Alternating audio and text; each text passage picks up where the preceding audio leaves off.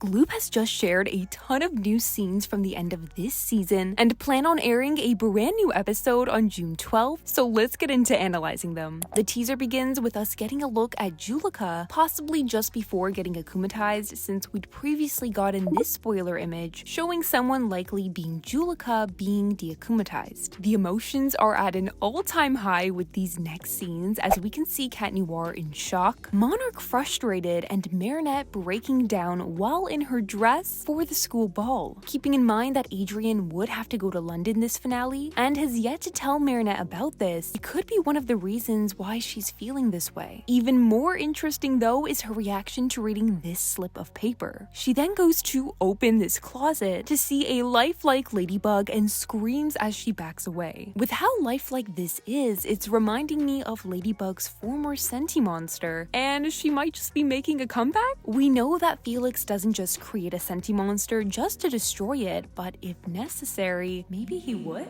Or of course, you know, this isn't a Senti monster and there's just a human-like ladybug in a closet. While Adrien will be obligated to actually go to London this time, it seems he will still be resisting seeing this scene of him panicking on Marinette's balcony and then entering a teleportation portal in Marinette's room. I have to wonder here if he's beginning to realize how he's being manipulated by his father. And lastly, thinking about that synopsis we received for episode 24, Representation, where it mentions how Marinette will discover something nothing prepared her for, this could be that moment. And as for our last scene, which is breaking my heart, while Ladybug is staring off into the distance during the sunrise, she goes to do a pound it, which shows to us that this battle is done. But as she does it, Cat Noir isn't there. There are two outcomes that I'm considering here, and it's that one, Adrien really went off to London this time, or two, and I know no one is going to like to hear this, I don't even want to say it, it's that Cat Noir/Adrien has temporarily disappeared. Like,